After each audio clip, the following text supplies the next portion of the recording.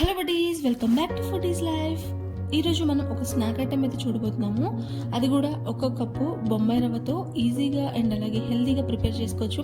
తక్కువ ప్రాసెసే కాబట్టి ఎండ్ వరకు మిస్ కాకుండా చూడండి.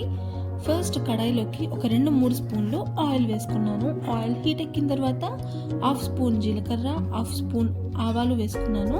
ఈ రెండు కొంచెం చిట్పట్లాడుతున్నప్పుడు ఇందులోకి ఒక చిన్న సైజు ఉల్లిపాయ ముక్కల్ని సన్నగా కట్ చేసుకుని వేసుకున్నాను. అలాగే పచ్చిమిరపకాయలు ఒక రెండింటిని సన్నగా కట్ చేసుకుని కడాయిలోకి వేసుకున్నాను. ఈ రెండు కూడా మంచిగా కలర్ చేంజ్ అయ్యేంత వరకు వేయించుకుంటూ ఉండాలి. ఇలా వేగిన తర్వాత ఇందులోకి ఒక చిన్న సైజు టమాటాని తీసుకుని దాన్ని సన్నగా ముక్కలుగా కట్ చేసుకుని దాన్ని కూడా కడాయిలోకి అయితే వేసుకున్నాను. ఇప్పుడు ఈ టమాటాలు అనేవి పూర్తిగా మగ్గేంత వరకు మనం లో టు మీడియం ఫ్లేమ్ పెట్టుకుంటూ మగ్గించుకోవాలి. ఇలా పూర్తిగా టమాటాలన్నీ మగ్గిపోయిన తర్వాత ఒక 2 మీడియం సైజ్ బంగాళదుంపని తీసుకుని బాగా ఉడకబెట్టేసుకుని ఇలా మ్యాష్ చేసుకుని ఈ పేస్ట్ అనేది మనం కడాయిలోకి వేసుకుని అంతా కూడా బాగా కలిసేటట్టు కలుపుకోవాలి.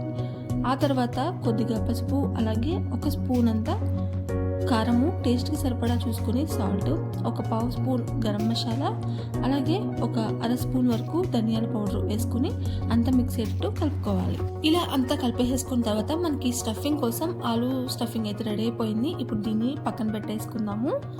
ఒక కడాయిని తీసుకుని అందులోకి ఒక 2 కప్స్ వరకు వాటర్ని పోసుకోవాలి. తర్వాత ఇందులోకి 1 స్పూన్ అంతా ఆయిల్ వేసుకుంటున్నాను. తర్వాత టేస్ట్కి సరిపడా చూసుకుని సాల్ట్ వేసుకోవాలి. ఆ తర్వాత చిల్లీ ఫ్లేక్స్ కొన్ని వేసుకున్నాను. ఆ తర్వాత సన్నగా కట్ చేసుకున్న కొత్తిమీర. చిల్లీ ఫ్లేక్స్ ఉంటే వేసుకోండి, లేదు అంటే స్కిప్ చేసేయచ్చు.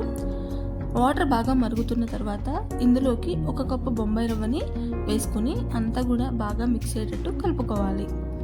మనకి 1 కప్పు బొంబాయి రవ్వకి 2 కప్పుల వాటర్ అయితే సరిపోతుంది. అంటే 1కి 2 అన్నమాట.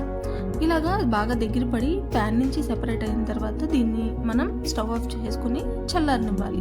ఇలా చల్లారిన తర్వాత మనం దీన్ని ముద్దలుగా లేకుండా బాగా కలిపేసుకోవాలి. ఆ తర్వాత చేతికి ఆయిల్ అనేది అప్లై చేసుకుని దీన్ని ఉండలుగా అయితే మనం ప్రిపేర్ చేసుకోవాలి. ఇలా ఉండలుగా ప్రిపేర్ చేసుకున్న తర్వాత చేత్తో ఒత్తుకుంటూ ఇలా మనం కప్స్లా అయితే ప్రిపేర్ చేసుకున్నాము.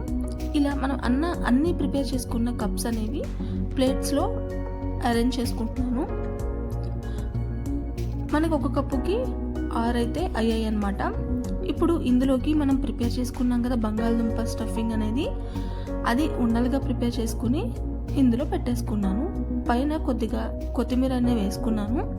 ఆ తర్వాత చేతి సహాయంతో ఇలాగా స్టఫింగ్ అనేది లోపలికి వెళ్ళి పైన మనకి బొంబాయి రవ్వ అనేది పైన వచ్చేటట్టు ఇలా చేత్తో ప్రిపేర్ చేసుకుని ఆ తర్వాత ఇలాగా రౌండ్గా అయితే నేను ప్రిపేర్ చేసుకున్నా. మీకు నచ్చిన షేప్లో అయితే మీరు ప్రిపేర్ చేసుకోవచ్చు.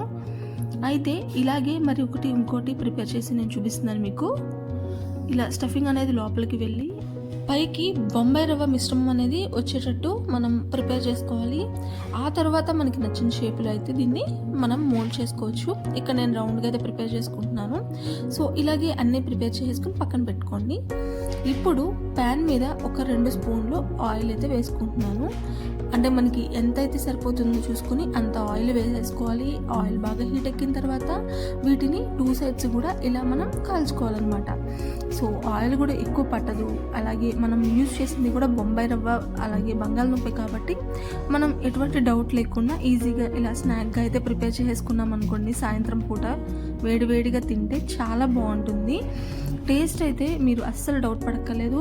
అలాగే మీరు ఈజీగా కూడా ప్రిపేర్ చేసుకోవచ్చు ఈ స్నాక్ని. హెల్త్ విషయంలో అయితే అస్సలు మీరు టెన్షన్ పెట్టుకోవద్దు, చాలా బాగుంటుంది. అలాగే చాలా ఈజీగా ప్రిపేర్ అయిపోతుంది. కాబట్టి మీరు కూడా సాయంత్రం పూట్ల పిల్లలు స్నాక్స్ అడగగానే ఇది ఒక్కసారి ట్రై చేసి చూడండి, చాలా బాగుంటుంది. ఇక్కడి వరకు చూసారు అంటే నా వీడియో ఎంతో కొంత మీకు నచ్చినట్టు. సో ఇలాగే నా ఛానల్లో మిగిలిన వీడియోస్ కూడా చూడండి. నచ్చితే నా ఛానల్ని సబ్స్క్రైబ్ చేసుకోండి. Thanks for watching.